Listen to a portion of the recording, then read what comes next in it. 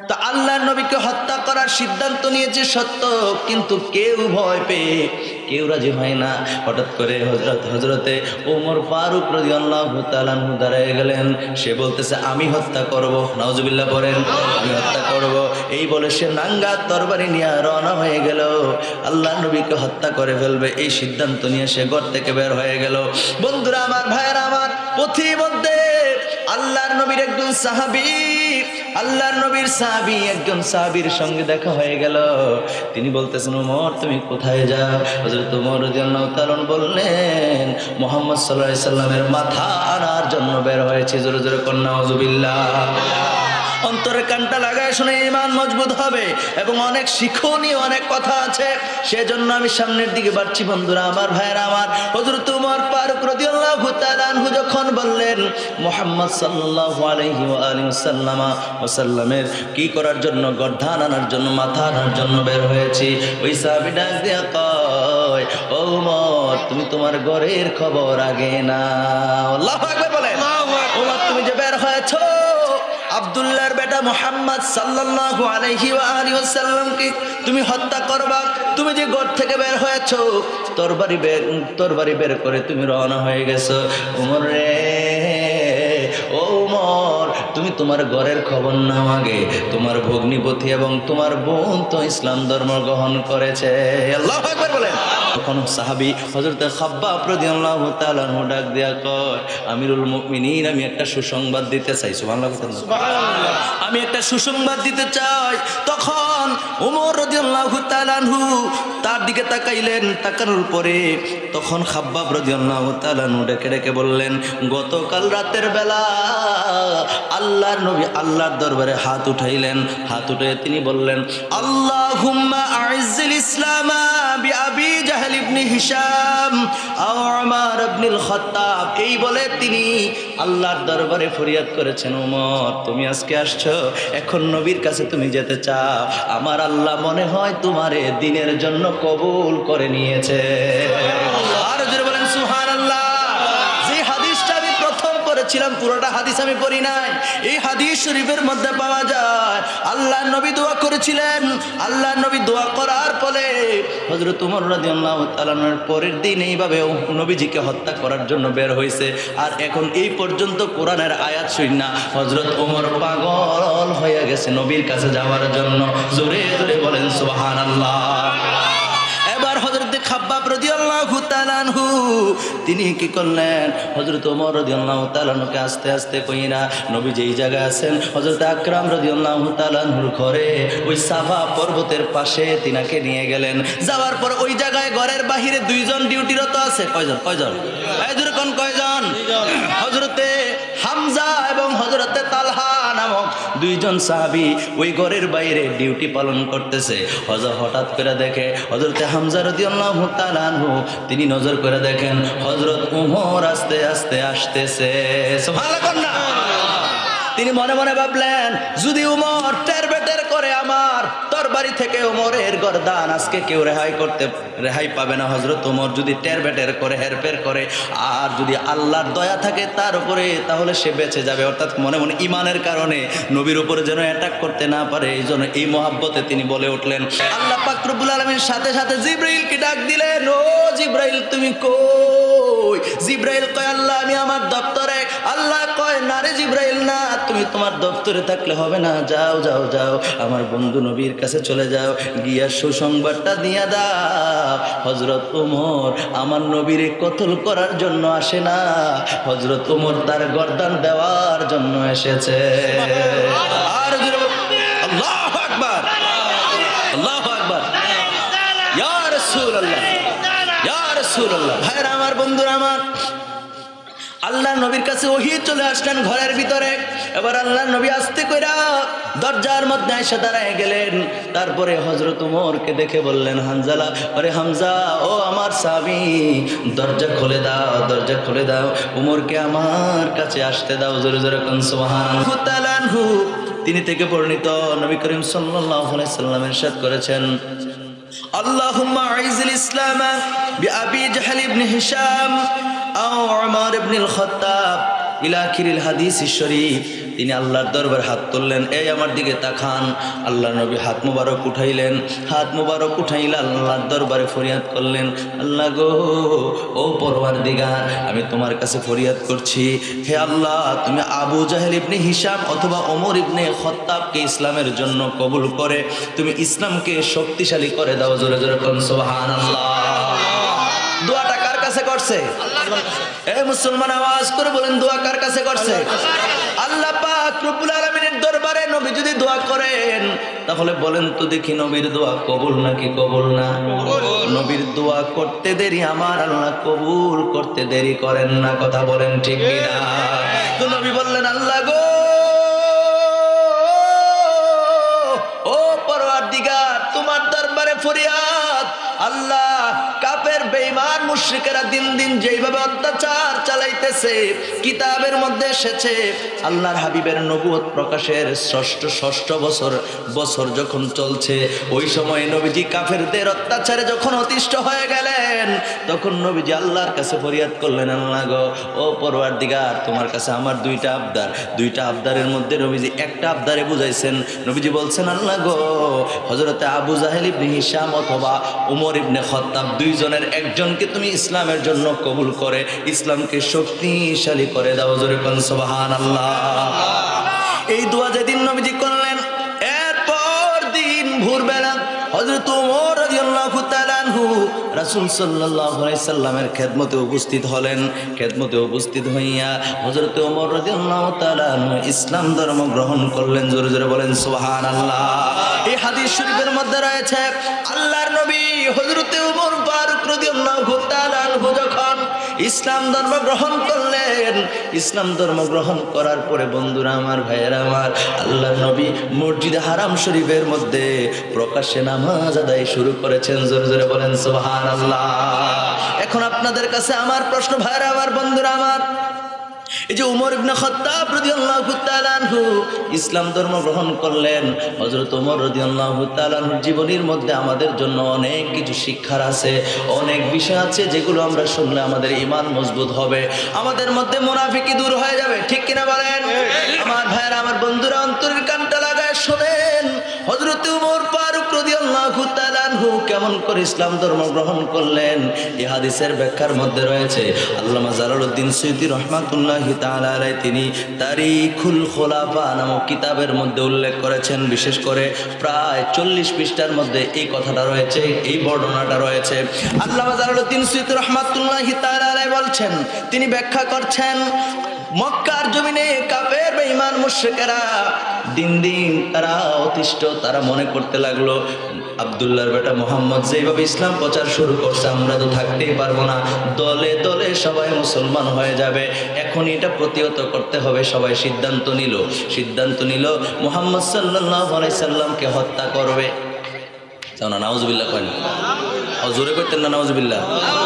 আপনার নবীর কয় হত্যা করবো আর আপনি চাই রয়েছেন, তাই লইব, একটু জোরে করেন, নাউজুবিল্লাহ।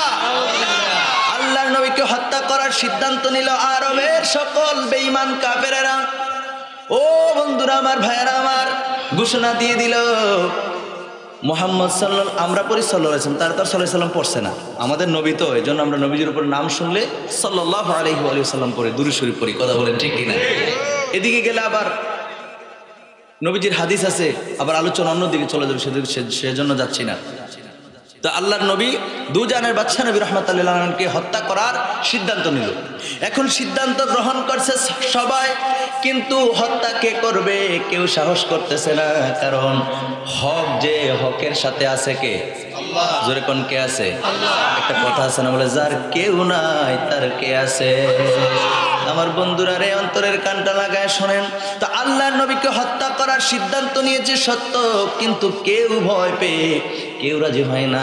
হঠাৎ করে হযরতে ওমর ফারুক রাদিয়াল্লাহু তাআলা আনহু দাঁড়ায় গেলেন, সে বলতেছে আমি হত্যা করব। নাউজুবিল্লাহ বলেন, আমি হত্যা করব। এই বলে সে নাঙ্গা তরবারি নিয়ে রওনা হয়ে গেল, আল্লাহর নবীকে হত্যা করে ফেলবে, এই সিদ্ধান্ত নিয়ে সে ঘর থেকে বের হয়ে গেল। বন্ধুরা আমার, ভাইয়েরা আমার, পথিমধ্যে আল্লাহর নবীর একজন সাহাবী আল্লাহর নবীর সাহাবী একজন সাহাবীর সঙ্গে দেখা হয়ে গেল। তিনি বলতেছেন, ওমর তুমি কোথায় যাও? হযরত ওমর রাদিয়াল্লাহু তাআলা বললেন, মুহাম্মদ সাল্লাল্লাহু আলাইহি সাল্লামের মাথা আনার জন্য বের হয়েছে। জোরে জোরে কন্যা নাউযুবিল্লাহ।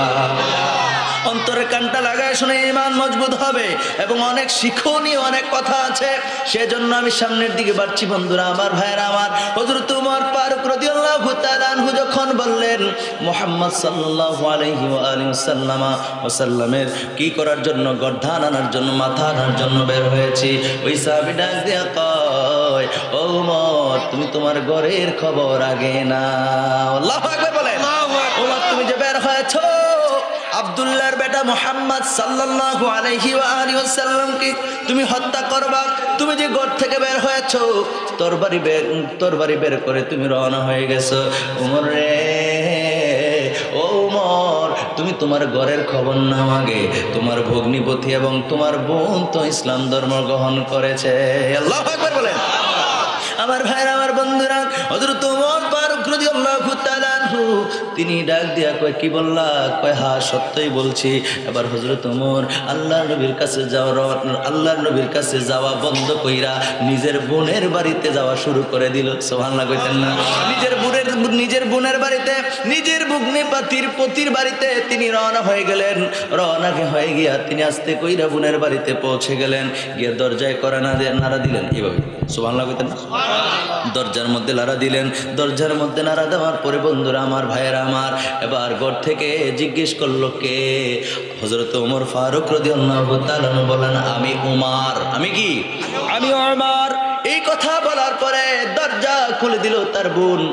আর তখন তিনাদেরকে কোরআন শিখাচ্ছিলেন হযরতে খাব্বাব রাদিয়াল্লাহু তাআলা। এই স্বামী স্ত্রী দুইজনকে, মানে ওমর রাদিয়াল্লাহু তাআলার বোনকে এবং ওনার ভগ্নিপতিকে দুইজনকে কোরআন শিখাইতেছিল হযরতে খাব্বাব রাদিয়াল্লাহু তাআলা। সুবহানাল্লাহ কইতেন না? এই দুইজনকে কোরআন শিখাচ্ছিলেন। হযরত ওমর রাদিয়াল্লাহু তাআলা আনহুর কণ্ঠ শোনার পরে হযরতে খাব্বাব রাদিয়াল্লাহু তাআলা আনহু দৌড় দিয়ে পর্দার ভিতরে চলে গেলেন, একটু আড়ালে চলে গেলেন।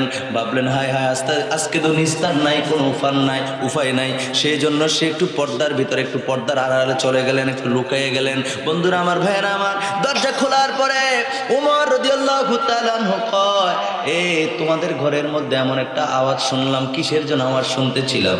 ওমর রাদিয়াল্লাহু তাআলা বোন বলতেছে, ভাইজান কোনো কিছু আওয়াজ না, একটু পাশ কাটাইতে চাইলেন। এরপরে হযরত ওমর ডাক দিয়া কয়, আমি শুনতে পাইলাম তোমরাও নাকি আমাদের বাপ দাদার ধর্মের মধ্যে চুনকালি মাইরা মুহাম্মদ সাল্লাল্লাহু আলাইহি সাল্লামের ধর্ম গ্রহণ করেছো, ইসলাম ধর্ম গ্রহণ করেছো। ভগ্নিপতি ডাক দিয়া কয়, হ্যাঁ আপনি যা শুনেছেন সত্য। সুবহানাল্লাহ। মুসলমানরা মিথ্যা বলে? মুসলমানরা মিথ্যা বলে? এবার তিনি বললেন, হ্যাঁ আপনি যাহা শুনেছেন সত্যই শুনেছেন, আপনার কথা সত্য। ও মুসলমান, একটু ভাবো, মুসলমান কোনোদিন মিথ্যা বলে না।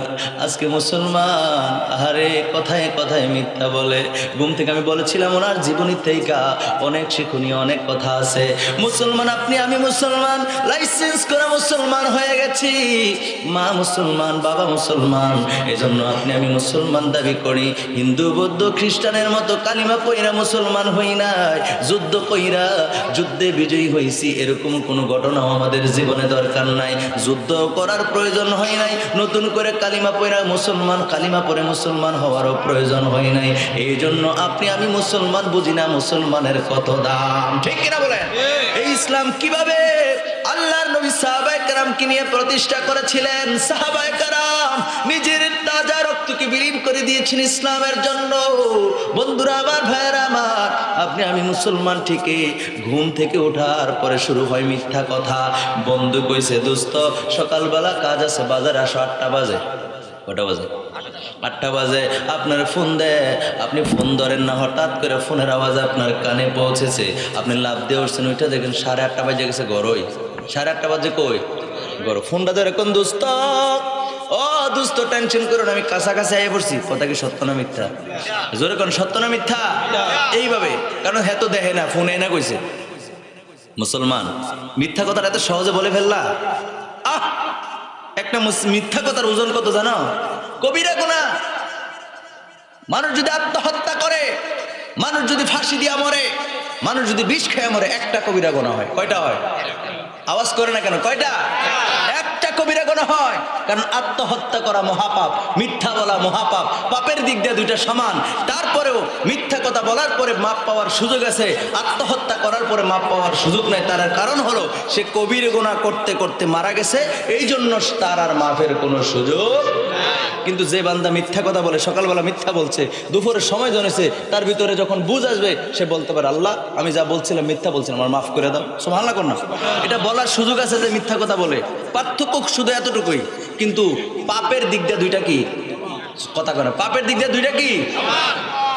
ফাঁসি দিয়া মরলে আপনার হারে আত্মহত্যা করছে, কি করছে? তো তুমি যে মিথ্যা কথা বলছো একই তো কথা করে। বুঝছেন? কথা বুঝছেন আমার ভাইয়ের, আমার বন্ধুরা? মিথ্যা দিয়া শুরু হয় ওই ঘুমানো, ঘুমে যাওয়ার পূর্ব মুহূর্ত পর্যন্ত সারাটা দিনে বারবার মানুষের সঙ্গে মিথ্যাচার করে, মিথ্যা কথা বলে, একটা বার অন্তর কাঁপে না। আমার পাছুরার ভাইয়েরা ও আমার ইমানদার ভাইয়েরা, অন্তরের কানটা লাগায় শোনেন। অথচ মিথ্যা বলা সাহাবায়ে কেরাম তো দূরের কথা, মুমিন ইমানদাররা পর্যন্ত মিথ্যা কথা বলতে ভয় পায়। ঠিক কিনা বলেন?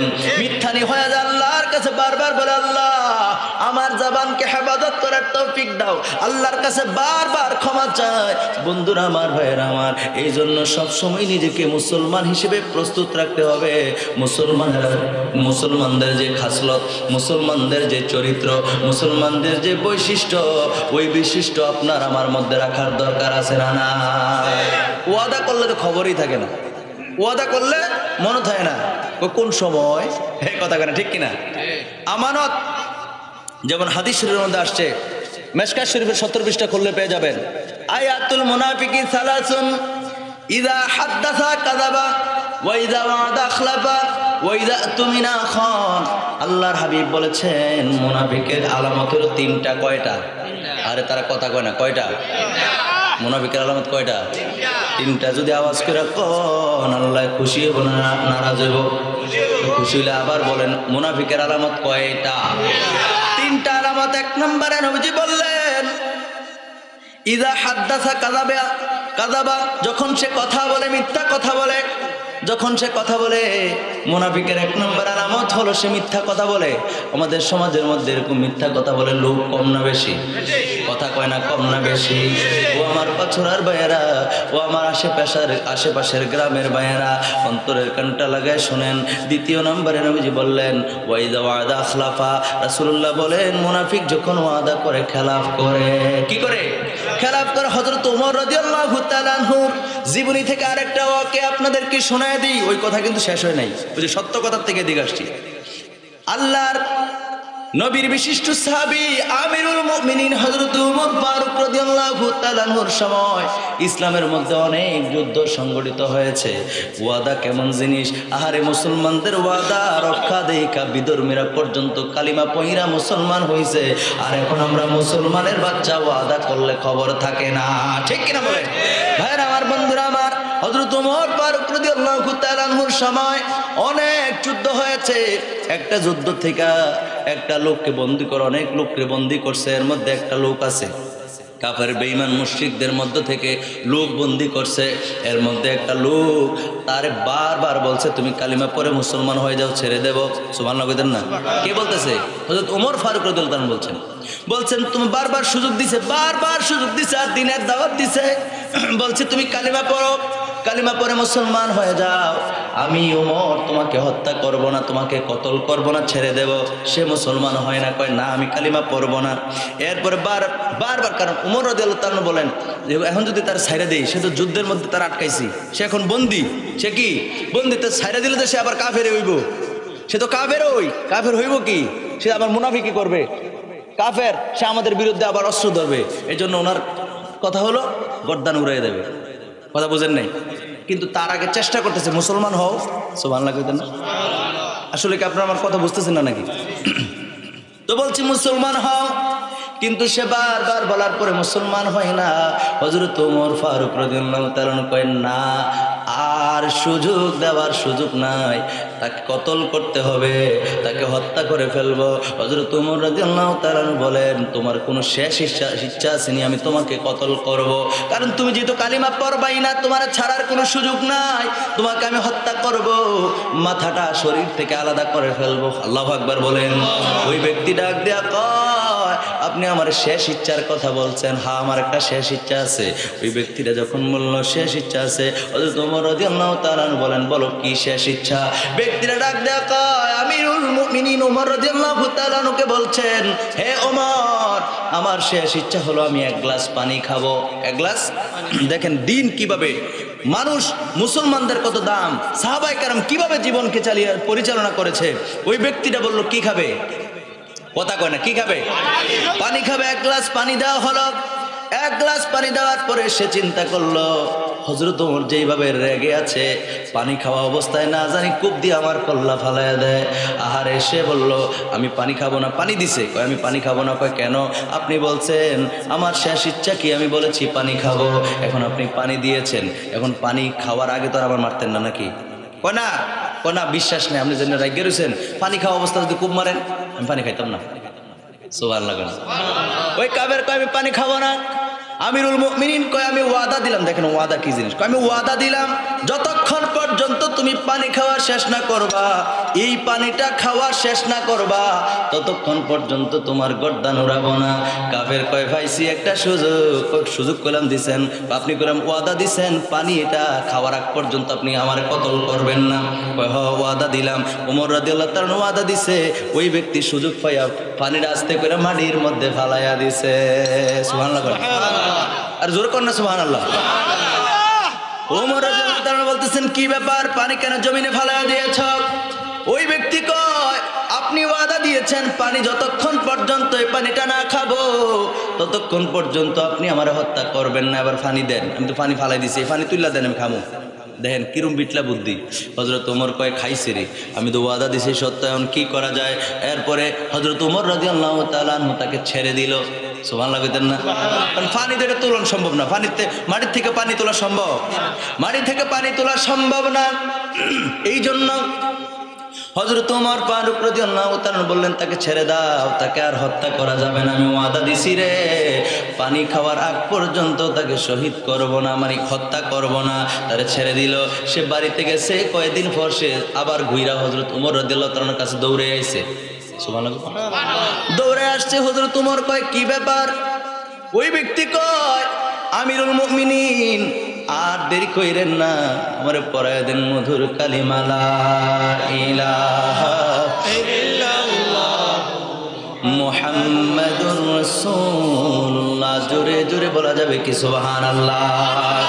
আমিরুল মুমিনিন ডাক দেয়া কয় রে, এত বারবার আমি তোমার বললাম কালিমা পড়ার জন্য, তুমি কালিমা পড়লা না। আরে তোমার বারবার বলার পরও কালিমা পড়লা না, হঠাৎ কইরা এতদিন পরে আইসা তুমি বলতেছো তোমার কালিমা পড়ার জন্য, ব্যাপারটা কি? ওই ব্যক্তি ডাক দেয়া আমিরুল মুমিনিন হযরত ওমর, আমি আপনার কাছে এই মেসেজটা দিতে চাই, আমি যখন আপনার কাছ থেকে বাড়িতে গিয়েছি আমার ঘুম হয় না, আমার খাওয়া দাওয়া ঠিকঠাক হয় না। তার কারণ হলো আমি চিন্তা করলাম হযরত ওমর তো নাঙ্গা তরবারি নিয়ে দাঁড়ায় ছিল, হযরত ওমর তো চাইলে আমার কল্লাটা শরীর থেকে আলাদা করে দিতে পারতো, কিন্তু ওয়াদা দিছে পানি খাওয়ার আগ পর্যন্ত আমারে হত্যা করবে না। এই ওয়াদার কারণে হযরত ওমর আমার ছেড়ে দিয়েছে। এই কথাটা আমার বারবার মনে পড়তেছে। আমি বুঝতে পারলাম মুসলমান যে কত সত্য, মুসলমান ইসলাম ধর্ম সত্য, মুসলমানেরা সত্য, তারা মিথ্যা বলে না, তারা ওয়াদা দিয়েছে ওয়াদা খেলাপ করে না। এই জন্য আমার বারবার এই কথাটা বারবার মনের মধ্যে উঠতেছে বলে আমি দৌড়ে আপনার কাছে আসছি। হ্যাঁ, আমি কালিমা পড়ে মুসলমান হয়ে যাব, ইসলাম ধর্মই সত্য। জোরে জোরে বলেন সুবহানাল্লাহ। আর আমরা মুসলমান। নবী বলেন দ্বিতীয় নম্বরে মুনাফিকদের আলামত হলো ওয়াইদা ওয়াদা আখলাফাক। রাসূল সাল্লাল্লাহু আলাইহি সাল্লাম বলেছেন মুনাফিকের আলামত 2 নাম্বার একটা হলো যখন সে ওয়াদা করে খেলাফ করে। এখন ভাইরা আমার বন্ধুরা, আমরা মুসলমান তো ঠিকই, আমাদের মধ্যে ওয়াদা করে খেলাফ করে এরকম আছে না নাই? জবান খুলে বলেন আছে না নাই? এই এলাকাত কম না বেশি? এই এলাকা তো আছে, তাহলে দেওয়া যায়, তাহলে সব এলাকাতে আছে, কথা কম ঠিক কিনা? তৃতীয় নম্বরে নবীজি বললেন, তৃতীয় নম্বরে নবী করিম সাল্লাল্লাহু আলাইহি সাল্লাম বলছেন, যখন মুনাফিক আমানত, তার কাছে কোনো কিছু আমানত রাখা হয়, সে আমানতের খেয়ানত করে। জোরে জোরে কন্যা নাউজুবিল্লাহ। আমানতের কি করে? আমানত কিতা? এই যে জিনিসটা, এই দেখেন, ওয়াজ তো প্রতিদিন শোনেন, এই জিনিসটা আমি আপনার কাছে নিয়ে দিয়ে এলাম, হুজুরের কাছে দিলাম, হুজুর রাগ করবেন? হুজুর এই জিনিসটা আমি আপনারা আমানত দিলাম, যেমনে দিছি এমনি হুজুর রেখে দিবে, এটা খুইলাও দেখতে পারবেন এটার মধ্যে কি আছে, এটার আমানত। সুবহানাল্লাহ কোন না? আবার যখন আমি চাইবো হুজুর আমি যে একটা জিনিস দিলাম দেন, যেইভাবে আছে এইভাবে বলবে হুজুর এইটাই আপনি আমারে দিছিলেন। সুবহানাল্লাহ কোন না? আমরা কি করি, আর যেই রকম আছে এরকম তো দূরের কথা, যদি কোনো জিনিস বিশ্বাস করে আপনার কাছে আমানত রাখা হয়, রাতের বেলা যদি 1 লাখ টাকার বান্ডেল একটা নিয়ে আমার কাছে দেন, হুজুর দিলে রাগ করবো, আমার কাছে যদি দেন, রাতের বেলা নিয়ে দিয়ে আসছেন, কেউ দেখে না, মিনহাজ হুজুর সত্যবাদী বিশ্বাস করে আমার কাছে গেছেন, আপনার ঘরে রাখলে একটু ভয় ভয় লাগে, আমার কাছে নিয়ে দিয়ে আসছেন, হুজুর এটা আপনার কাছে আমানত দিলাম, আমি তো সুন্দর করে রাখার কথা, সকালবেলা আমি আপনার কাছ থেকে নিয়ে যাব, ওই লোক বলল, কিন্তু সকালবেলা যখন আমার কাছে গেছে, হুজুর টিয়াটা যে দিলাম, হুজুর কুম্বালা কথা কর আছে না নাই? বুঝেন নাই কথাটা? আমি আমার দিয়ে ফুমা দিলাম আর কি, আপনার দিল তো রাগ হয়ে যাবেন। আসেনি রং রাত্রে দিয়েছেন গোপনে, কেউ তো দেখছে না, কেউ দেখছে না, কেউ দেখছে না, দেখছে না, দেখছেনি, দেখছেনি। আল্লাহু আকবার বলেন। আল্লাহ কোরআনে বলেছেন, দুনিয়াতে যে বাটফারিটা করলেন, এই মাতাব্বরিটা করলেন, আল্লাহ কি বলে জানেন? আলাইসাল্লাহু বিআহকামিল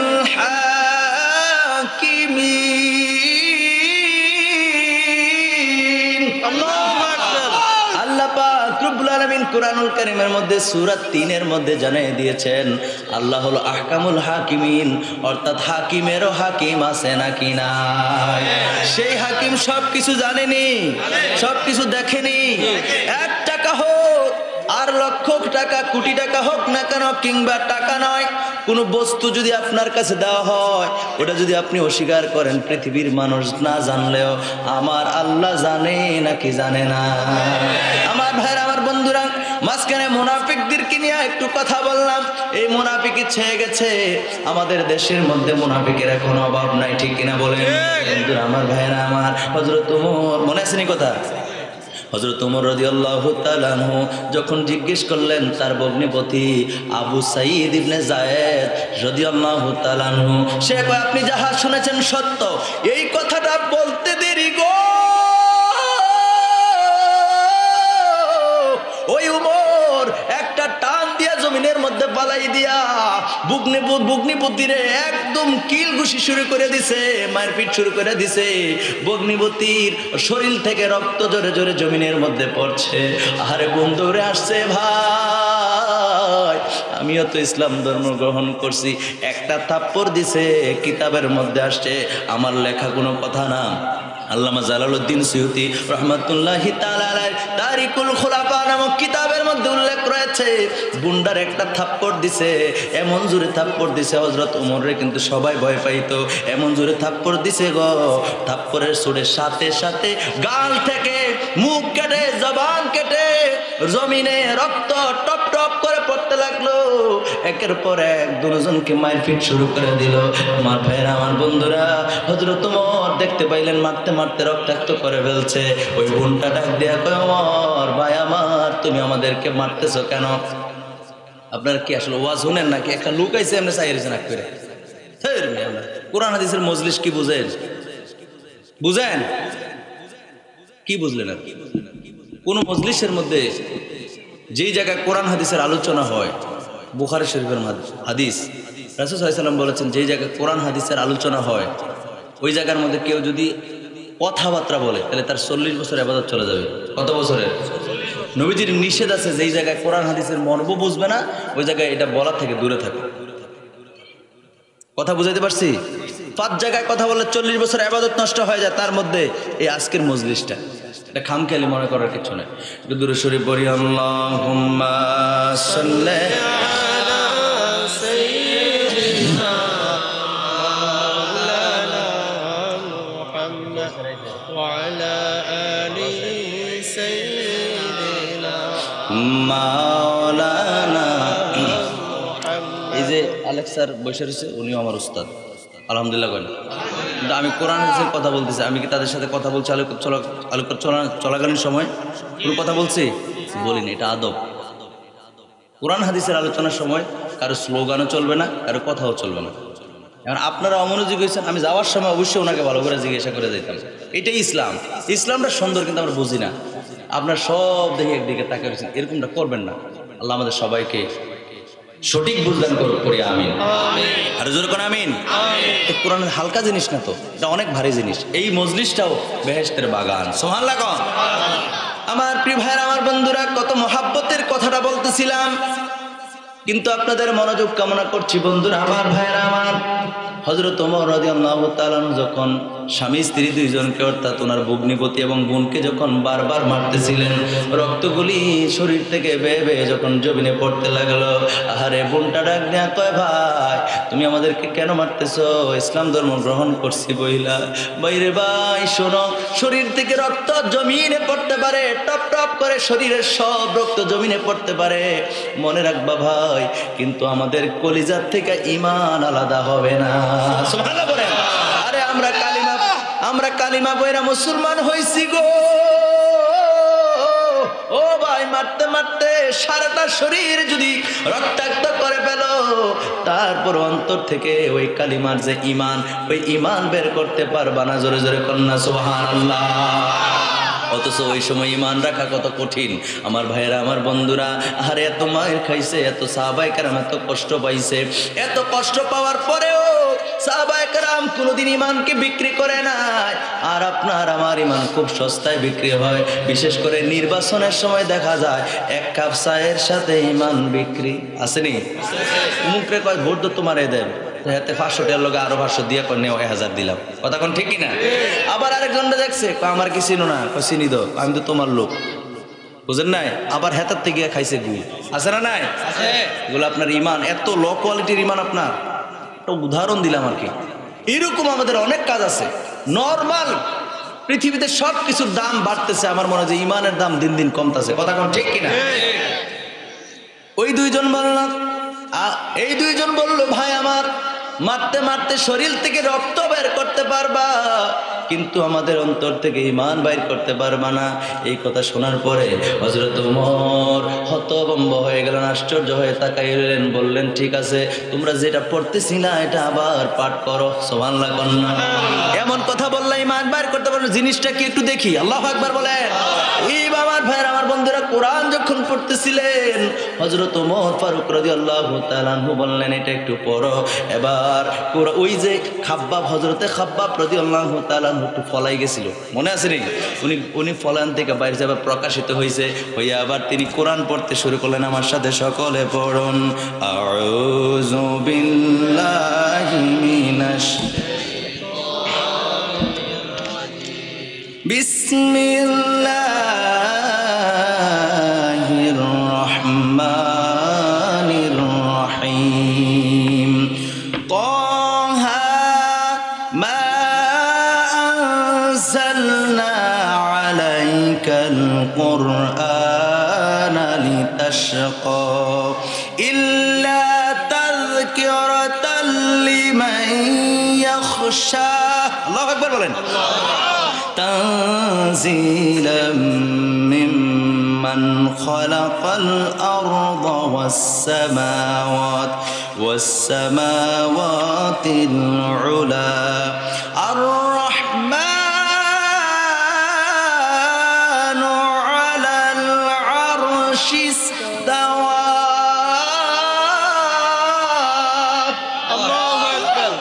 এরপরে তিনি আরো পড়লেন, পড়তে পড়তে তিনি বললেন, লাহু মা ফিস সামাওয়াতি ওয়া মা ফিল আরদি ওয়া মা বাইনাহুমা ওয়া মা তাহতা আল্লাহু আকবার বলেন, আরো জোরে জোরে বলেন আল্লাহু আকবার। আমি আপনাদের কাছে এখন পড়তে পড়তে 6 নাম্বার আয়াত পর্যন্ত পড়ছি। ওই তাফসিরে আমার ভাই আল্লামা জালালউদ্দিন সুয়ুতী রাহমাতুল্লাহি তাআলা আলাইহি তিনি ওই কিতাবের মধ্যে উল্লেখ করেছেন, এইভাবে হযরতে খাব্বাব রাদিয়াল্লাহু তাআলা আনহু পড়তে পড়তে পড়তে পড়তে তিনি এক পৃষ্ঠা তো পড়ছে, আরেক পৃষ্ঠারও 2টা আয়াত পড়ছে। জোরে জোরে কোন সুবহানাল্লাহ।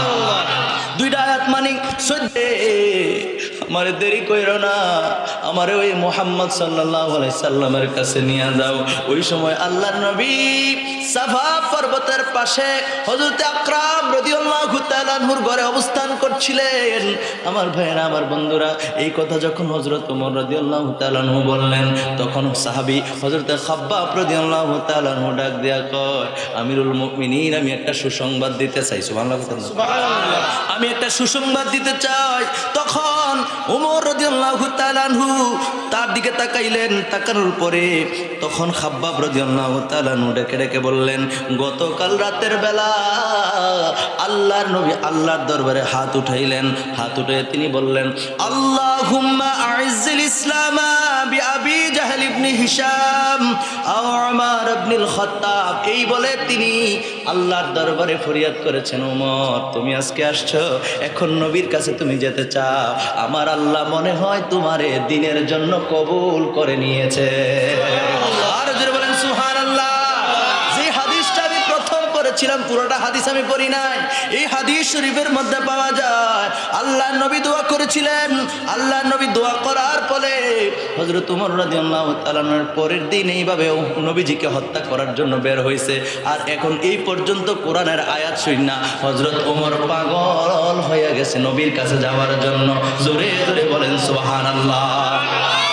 এবার হযরত খাব্বাব রাদিয়াল্লাহু তাআলা আনহু তিনি কি করলেন, হযরত ওমর রাদিয়াল্লাহু তাআলা আনহুকে আস্তে আস্তে কইরা নবী যেই জায়গায় আছেন হযরত আকরাম রাদিয়াল্লাহু তাআলা আনহুর ঘরে ওই সাফা পর্বতের পাশে তিনাকে নিয়ে গেলেন।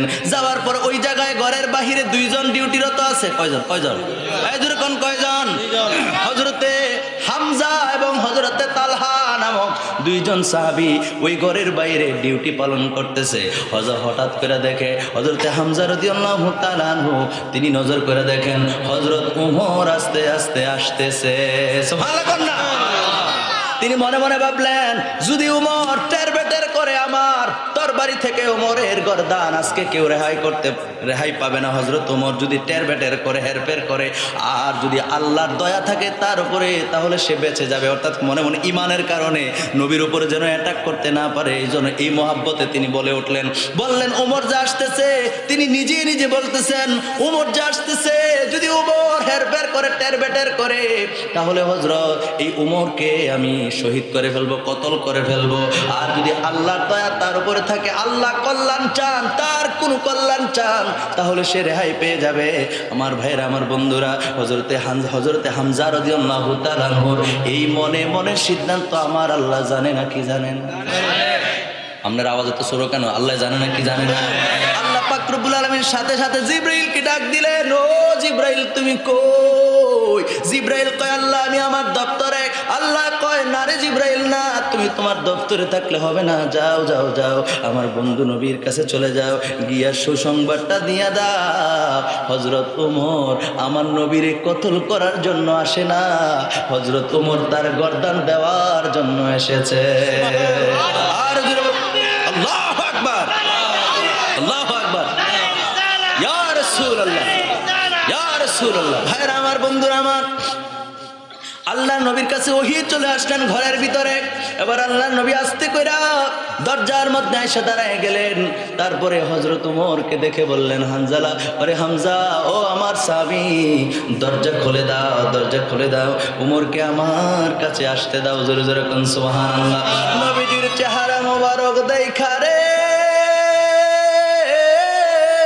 ও আমার পাচুরার ভাইরা রে, যেই নবীর গর্দান নেওয়ার জন্য হযরত ওমর পাগল পাগল হয়ে আসছে, ওই ওমর নবীজির নুরানি চেহারা মুবারক দেখা এমন পাগল হইছে, ডাক দিয়া কয়, নবী গো, ও নবী, ও নবী, আপনারে কতল করার জন্য কাফেরেরা সিদ্ধান্ত নিল, কেউ আপনার কাছে কতল করার জন্য আসে না। আমি ওমর নাঙ্গা তরবারি নিয়ে ঘর থেকে বের হইয়া আপনার কাছে আসছি গো নবী, ও নবী, আমি আপনার গর্দান নেওয়ার জন্য আসছি। আমি আমার গর্দানটা আপনার কদমে দিয়ে দিলাম, আপনার গর্দান আমার নেওয়ার দরকার নাই। আল্লাহু আকবার বলেন, আর জোরে বলেন আল্লাহু আকবার। হযরত ওমর বললেন, ইয়া রাসূলুল্লাহ, দেরি কইরেন না। যেই কালিমার জন্য আমার বোন, আমার ভগ্নিপতি এত মায়ের খাওয়ার পরেও বলে কলিজার থেকে ঈমান ছড়াইতে পারবা না, শরীর থেকে রক্ত ঝরাইতে পারবা, কিন্তু কলিজার থেকে অন্তর থেকে ঈমান ছড়াইতে পারবা না, ওই ঈমান আমিও গ্রহণ করতে চাই। আমারে পড়ে দেন মধুর কালিমা লা ইলাহা ইল্লাল্লাহু মুহাম্মাদুর রাসূলুল্লাহ। একটা জবানও বন্ধ রাখবেন না, চিৎকার মেরে বলেন সুবহানাল্লাহ। হযরত ওমর কালিমা পড়ে মুসলমান হয়ে গেল। জিবরাইল আমিন আবার দৌড়ে আসছে। জিবরাইল আমিন আয়েশা বলে, এই যে এখন যে কথাটা বলতেছি, এই কথাটাও মিশকাত শরীফের 158 পৃষ্ঠার মধ্যে রয়েছে। জিবরাইল আমিন আসছে, আয়েশা বলে, ইয়া রাসূলুল্লাহ, ইয়া হাবিবাল্লাহ, ওমর কালিমা পড়ে মুসলমান হওয়ার কারণে আসমানের মধ্যে ফেরেশতারা সবাই আনন্দের মিছিল করতেছে। আরো জোরে। হযরত ওমরের কালিমা পড়া দেখে ওই আসমানের মধ্যে, আকাশের মধ্যে ফেরেশতা মণ্ডলী তারা আনন্দ চিত্তে মিছিল করতেছে। জোরে জোরে বলেন সুবহানাল্লাহ। তারা সবাই খুশি হয়ে গেছে। নবী হযরত ওমর ইসলামের ছায়া তলে এসেছে। আল্লাহু আকবার। হযরত ওমর ডাক দেয়া কয়, হযরত ওমর রাদিয়াল্লাহু তাআলা আনহু ডাক দেয়া কয়, নবী গো, নবী গো, আর গোপনে কোনো আলাপ নাই। সুবহানাল্লাহ কন্যা। আর ফলায়া ফলায়া থাকা যাবে না। পুরুষের মধ্যে হযরত ওমর 39 কিংবা 40তম মুসলমান। সুবহানাল্লাহ কন্যা। তাহলে সংখ্যা কি বেশি হয়েছে? 6 বছর নবীজি দিনের দাওয়াত দিয়েছে। কয় বছর?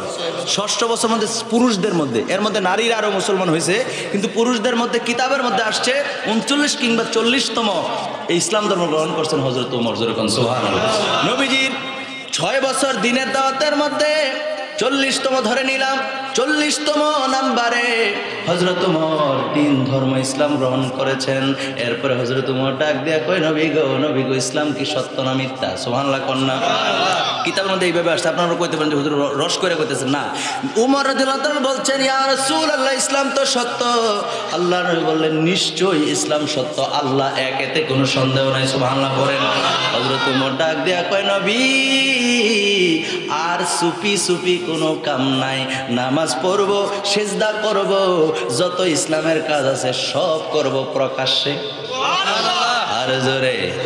আবার তিনি হযরত ওই যে আরকামার ঘর থেকে বের হয়ে গেলেন। 2টা শাড়ি হলো। এই মুসলমানেরা 2টা শাড়ি হলো। সামনে হলো আল্লাহর নবী, 2টা শাড়ির প্রধান হলো। একটার মধ্যে ছিল হযরতে হামজা রাদিয়াল্লাহু তাআলা আনহু, আর আরেকটার সামনে ছিল হযরতে ওমর নিজে। 2টা শাড়ি হইয়া আস্তে আস্তে করে বাইতুল্লাহ শরীফের দিকে রওনা হয়ে গেল। জোরে জোরে বলেন সুবহানাল্লাহ। ওই জায়গায় গিয়া প্রকাশ্যে আজান দিয়ে নামাজ চালু হয়েছে হযরতে ওমরের কারণে। জোরে জোরে বলেন সুবহানাল্লাহ। মানুষ তো দূরের কথা রে, মানুষ তো দূরের কথা, মুসলমান কারে কয় শোনো, মানুষ তো দূরের কথা, শয়তান পর্যন্ত হযরতে ওমরকে ডিস্টার্ব করার জন্য কোনোদিন আসে নাই।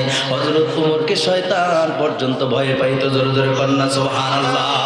আর জোরে বলেন সুবহানাল্লাহ।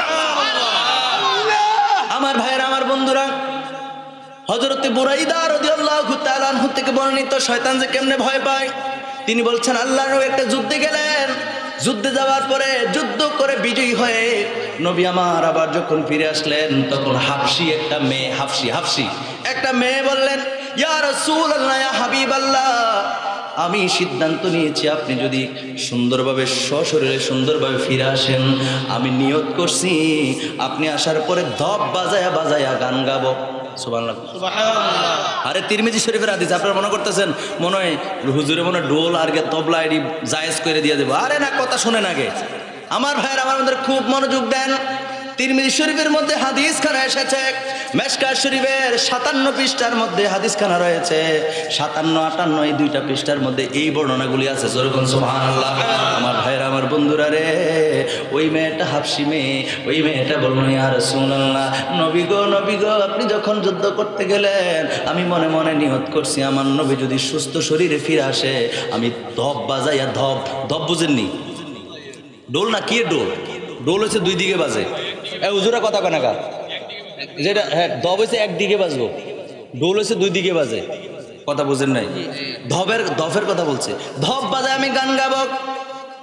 আমার ভাইয়ের, আমার বন্ধুরা, ওই মেয়েটা বললেন, ইয়া রাসূলুল্লাহ, আমি ধপ বাজায় গান গাওয়ার নিয়ত করছি।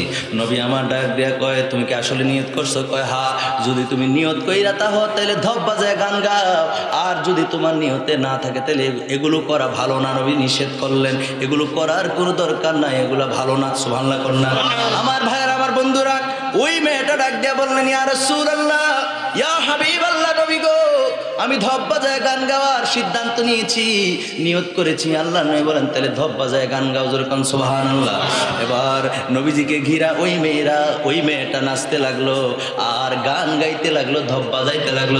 যেরকম সুবহানাল্লাহ।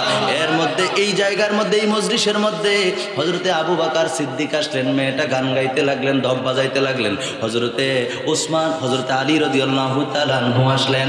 এরপরে মেয়েটা ধপ বাজাইতে লাগলেন, গান গাইতে লাগলেন, বন্ধ করে নাই। এরপর হযরত উসমান রাদিয়াল্লাহু তাআলা আনহু আসলেন। উসমান রাদিয়াল্লাহু তাআলা আনহু আসার পরেও মেয়েটা ধপ বাজাইতে লাগলো আর গান গাইতে লাগলো। এরপরে এই মজলিসের মধ্যে কে আসছে জানেননি? এই মজলিসের মধ্যে আসছে হযরতে ওমর ফারুক রাদিয়াল্লাহু তাআলা আনহু। জোরে কোন সুবহানাল্লাহ। আর জোরে বলেন সুবহানাল্লাহ। হযরত ওমর ফারুক রাদিয়াল্লাহু তাআলা আনহু তাশরিফ আনলেন। আনার সাথে সাথে মেয়েটা তাড়াহুড়া কইরা ধপটা রাস্তে কইরা নিচে দিয়ে এটা শুরু হয়ে গেছে। সুবহানাল্লাহ। আর জোরে কোন সুবহানাল্লাহ। কথা বুঝতেছেন নি? হযরত ওমর আসার পর দপ বাজান খেমা দিয়ে লেঙ্গুর মেঙ্গুর হালাইয়া তাড়াতাড়ি এটারে নিচে রাইখে এটার উপরে বইয়া রয়েছে ভালো মানুষ। সুবহানাল্লাহ কইতেন না? এইটা যখন দেখলেন, হাদিস আল্লাহর নবী ডাক দেয়া কয়, ইন্নাশ শাইতানা লা ইউখাফু মিনকা ইয়া উমর। হে ওমর, ওমর রে, ও ওমর। নবী ডেকে বললেন, নিশ্চয়ই শয়তান তোমাকে ভয় করে। জোরে জোরে কন্যা আল্লাহু আকবার। নবী বললেন, ওমর রে, ওমর, ওমর, নিশ্চয়ই শয়তান তোমারে ভয় পায়। আমি যখন এই যুদ্ধ করে ফিরে আসলাম, মেয়েটা বলল, নবী আবার বলে দিচ্ছেন, মেয়েটা বলল, নবী গো, নবী গো, আপনি যদি সুস্থ শরীরে ফিরে আসেন আমি ধপ বাজাই আপনার নিয়ে গান গাইব। এই নিয়ত করার কারণে আমি বললাম, ঠিক আছে গাও। এই মজলিসের মধ্যে আবু বকর আসলো। মেয়েটা বিচলিত হলেন না, আশ্চর্যিত হলেন না, একটু সময়ের জন্য থামলেন না, ধপ বাজাইতে থাকলেন আর গান গাইতে থাকলেন। এই মজলিসে হযরতে আলী রাদিয়াল্লাহু তাআলা আনহু মেয়েটা দপ বাজাইতে লাগলেন, গান গাইতে লাগলেন। আসলেন হযরতে উসমান রাদিয়াল্লাহু তাআলা আনহু। নবী বলতেছে ওমর রাদিয়াল্লাহু তাআলাকে, আসলেন হযরতে উসমান রাদিয়াল্লাহু তাআলা আনহু। আসার পরেও মেয়েটা ধপ বাজানো বন্ধ করে নাই, গান গাওয়া বন্ধ করে নাই। যেই মাত্র ওমর রে, তুমি যেই মাত্র এই ঘরে প্রবেশ করলা, এই জায়গায় আসলা, আসার সাথে সাথে মেয়েটা ধপ পালাইয়া দিল। জোরে জোরে কন্যা সুবহানাল্লাহ। আর জোরে বলেন সুবহানাল্লাহ। এই জন্য নবী ডাক দিয়া বললেন, ইন্নাশ শাইতানা লা ইউখাফু মিনকা ইয়া উমর। ওমর, ওমর, ওমর রে, শয়তানও তোমারে ভয় পায়। সুবহানাল্লাহ করে নবীজি বললেন, ওমর, শয়তানও ভয় পায় তোমার। কে বলছে? নবীজি বলছে, ওমর, শয়তানও তোমার কি পায়? কথাটা কি সত্য না মিথ্যা? নবী যেই জায়গায় বলছে, কারণ যেখানে আবু বকর রাদিয়াল্লাহু তাআলা আনহু আসলেন, যেখানে হযরতে আলী রাদিয়াল্লাহু তাআলা আনহু আসলেন, হযরতে উসমান রাদিয়াল্লাহু তাআলা আসলেন, তারপর মেয়েটা কি বন্ধ করে নাই। কিন্তু ওমর, তুমি যেই মাত্র প্রবেশ করলা, প্রবেশ করার সাথে সাথে মেয়েটা ভয় পাইলো, বাজানো বন্ধ করে এটা রুশে বইয়ে রয়েছে। জোরে কোন সুবহানাল্লাহ। আর জোরে কোন সুবহানাল্লাহ। আর আমরা রে শয়তান, আমরা মুসলমান, আমরা রে শয়তানে আরো জাতা দিয়া ধরে। কথা কানে ঠিক কিনা? কথা কানা ঠিক কিনা? নামাজ নাই, রোজা নাই। আরে রমজান মাসের রোজাগুলো সঠিকভাবে পালন করো না। আমার ভাইয়ের, আমার বন্ধুরা, দান সদকার মধ্যেও নাই, মানুষগুলি ভালো ভালো কাজের মধ্যে নাই।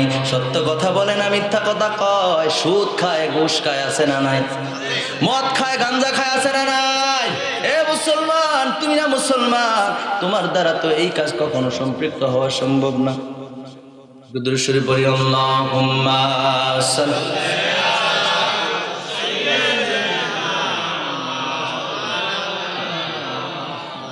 ওয়া আলা আলি সাইয়্যিদিনা। আমি যে কথাটা বলতেছিলাম, আমার সময় খুব নিকটে চলে আসছে ভাইয়েরা। আজকে খারাপ লাগতেছে?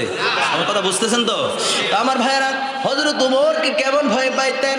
একজন ব্যক্তি একদিন জিজ্ঞেস করলেন, আমিরুল মুমিনিন, ওমর, আপনার মানুষ এত বেশি কেন ভয় পায়? হযরত ওমর রাদিয়াল্লাহু তাআলা ডাক দিয়ে কয়, মানুষ কেন ভয় পায় আমি তো জানি না, তবে আমি একটা জিনিস জানি রে, সেই জিনিসটা হলো আমি ওমর আল্লাহরে সবচেয়ে বেশি ভয় পায়, এই জন্য হয়তো মানুষ আমারে ভয় করে। জোরে জোরে কোন সুবহানাল্লাহ। আমার ভাইরা, আমার বন্ধুরা, এই জন্য বন্ধুরা রে, ওমর রাদিয়াল্লাহু তাআলার জীবনে যদি বারবার আমি একের পর এক বলতে যাই, ওনার যে ইনসাফ, ওনার যে ন্যায় বিচার, আমিরুল মুমিনিন থাকা অবস্থায় হযরত ওমর যে কত কষ্ট করেছেন। আমার দেশের শাসক যারা আছে, আমার দেশে মেম্বার, চেয়ারম্যান, এমপি, মন্ত্রী থেকে শুরু করে যারা প্রতাপশালী আছে, তাদের বাড়ির পাশে কত মানুষ না খায়া থাকে, কথা কোন ঠিক কিনা? কিন্তু হযরত ওমর আমিরুল মুমিনিন, অর্ধ পৃথিবীর খলিফা, শাসক হওয়ার সত্ত্বেও তিনি কোনোদিন ওই ক্যাটাগরি বা ওই গেফিটি দেখান নাই। তিনি সবার খবর রাখতেন। জোরে জোরে কোন সুবহানাল্লাহ। রাতের অন্ধকারে হাইটা হাইটা মানুষের খবর, তিনি মানুষের খোঁজ খবর নিতেন। কেমন ন্যায় বিচার তিনার ছিলেন। হঠাৎ করে একদিন হযরত ওমর হাঁটতেছেন, রাতের অন্ধকারে হাঁটতে হাঁটতে অনেক দূরে একটা ঘরের মধ্যে দেখলেন দুইটা লোকে কথা বলে। তিনি আস্তে করে কানটা দিলেন, কি কথা কয় একটু শুনি। রাতের বেলা ওই মা বলতেছে, মা এবং মেয়ে দুইজনে কথা কয়। মাটা কয়, আরে আমার তো স্বামী নাই, আমার সংসার তো পরিচালনা হয় দুধ বিক্রি করে। কি বিক্রি করে? দুধ বিক্রি করে আমার পরিবার পরিজন চলে। এই অল্প একটু দুধ দিয়ে আমি কেমন করে আগামীকাল এটা কেমন করে চালাবো? এই জন্য সে চিন্তা করলো, দুধের মধ্যে পানি দিয়া দিলে তো আর বোঝা যায় না, বোঝা যায়? দুধ তো সাদা, কথা কোন ঠিক কিনা? দুধের মধ্যে যদি আপনি এক কলস দুধের মধ্যে আরেক কলস দুধ পানি দেন, এটা সাদাই থাকবো, কথা কোন ঠিক কিনা? তো কয় আমি একটু পানি দিয়া দিই, বাইরে যাবো। মেয়েটা ডাক দেয়া কয়, মা গো, ও মা, তুমি দুধের মধ্যে পানি দেবার জন্য বলো। মা গো মা, হযরত ওমর যদি জানতে পারে তোমার কল্লা ভালাইয়া দেব। আল্লাহু আকবার বলে। হযরত ওমর যদি জানে গো মা, তুমি দুধের মধ্যে পানি দিছো, তোমার অনেক বড় শাস্তি হবে। ওই মহিলাটা ডাক দিয়া কয়, ওমর এত রাত্রে কই থেকে আসবো আমার কথা শোনার জন্য? হযরত ওমর শুনেনি? ও মামা কথা কনা, হযরত ওমর শুনতেছিনি? আস্তে কইরা ওই ঘরের দরজার মধ্যে একটা ক্রস দিছে, একটা দাগ দিছে। দাগ দিয়ে হযরত ওমর দরবারে চলে গেছেন, উনি ওনার জায়গায় চলে গেছেন। বন্ধুরা আমার, ভাইয়েরা আমার, এরপরে দিন মা মেয়ে দুইজন রে ডাকাইছে। সুবহানাল্লাহ কন্যা। ওই মহিলা বুঝতে পারছে, আরে ঘটনা মনে হয় ঘটে গেছে। আর ওই মেয়ের কোনো ভয় নাই, আমি তো মিথ্যা বলি না। জোরে কোন সুবহানাল্লাহ। আমার ভাইয়েরা, আমার বন্ধুরা, শর্ট করে বলতেছি, সময় খুব কম। ওই মহিলা এবং মেয়ে দরবারে যাওয়ার পরে আমিরুল মুমিনিন হযরত ওমর ফারুক রাদিয়াল্লাহু তাআলা ডাক দেয়া কয়, তোমাদের দুইজনের মধ্যে সম্পর্ক কি? আমরা দুইজনের মধ্যে সম্পর্ক হলো মা মেয়ে। জোরে কোন সুবহানাল্লাহ। গতকালকের ঘটনা আমি সবই জানি, আমি বুঝতে পারছি তোমার মেয়ের ভিতরে তাকওয়া আছে, আল্লাহর ভয় আছে। যখন বলেছিল হযরত ওমর যদি জানে তোমার কল্লা ফালাইয়া দিব, তুমি বলেছিলা, ও মহিলা, তুমি বলেছিলা এই জায়গার মধ্যে ওমর কই থেকে আসবে, কিন্তু তোমার মেয়ে বলেছিল ওমর যদি নাও দেখে, একজন তো দেখে, তার নাম কি? মহব্বত করে বলেন আল্লাহ। তোমার মেয়ে আল্লাহর ভয়ের কথা বলেছে। আমি আর বিলম্ব নয়, আমি আমার ছেলের জন্য তোমার এই মেয়েকে বিবাহের প্রস্তাব দিলাম। সুবহানাল্লাহ। আল্লাহর ভয় দেখেন কেমন পুরস্কার দিলেন। গরিব হওয়া সত্ত্বেও এই পরেশগার মেয়েদেরকে বিবাহ করার জন্য, আমার ভাইয়েরা, আমার বন্ধুরা, নবীজিও বলেছেন ফরেশগারি দেখে মেয়েদেরকে বিবাহ করো। সুবহানাল্লাহ। আর যেরকম সুবহানাল্লাহ। আমার ভাইয়ের আমার বন্ধুরা, হযরত উমর বিয়ের প্রস্তাব দিলেন। ভাইয়ের আমার বন্ধুরা, সেদিকে আমি যাচ্ছি না, এই তাকওয়ার কথা বলছি, আল্লাহর ভয়ের কথা বলছি। আল্লাহর ভয় যদি অন্তরে থাকে, এইভাবে আল্লাহ পুরস্কৃত করে। কথা বলেন ঠিক কিনা? আজকে আমাদের দেশে ভয় নাই, সুদ করে দুনিয়া বইরা গেছে, ঠিক কিনা বলেন? অথচ আল্লাহ পাক রব্বুল আলামিন কুরআনুল কারীমের মধ্যে বলেছেন, ওয়া হাল্লাল্লাহুল বাইআ ওয়া হাররামার রিবা। আরে সুদ, এই যে সুদ আমরা খাই, আল্লাহ কয় সুদকে আমি আল্লাহ করলাম হারাম, আর ব্যবসাকে করে দিলাম হালাল। জোরে জোরে বলেন সুবহানাল্লাহ। আর জোরে বলেন সুবহানাল্লাহ। সূরা বাকারার 275 নম্বর আয়াতে কারিমার মধ্যে আমার আল্লাহ ঘোষণা দিয়েছেন, ঘুষের ব্যাপারে, সুদের ব্যাপারে কিছু বললে অনেক জায়গায় মাহফিল কমিটি খুশি হয়। তার কারণ কি জানেননি? এটা বলার কারণ হলো প্রত্যেকটা এলাকার মধ্যে ঘুষখোর, সুদখোর বাড়ছে না কমছে? এই যেরকম বাড়ছে না কমছে? আপনি এমন বিপদে পড়ছেন, দৌড়ে গেছেন, ভাই আমার 10,000 টাকা দাও, আমার মায়েরা খুব অসুস্থ, ভাই আমার সন্তান অসুস্থ, আমার মা অসুস্থ, আমার 10,000 টাকা দাও। একবার সাপ না, নাই নাই নাই, থাকলে না দিতাম, আও নাই নাই নাই নাই, কেউর কাছে পায় না। আবার দৌড়ে গেছে, যদি কেউর কাছে পাও, সুদে লাইন না দাও, আছে তো। যে মাত্র টাকা সুদের কথা কইছে, বুঝেন নাই, সাথে সাথে রাজি, কহা আছে তো, আমার কাছে একটা লুক আছে, তাই নেই তারা। আসলে কি লুক আছে না তাই নই?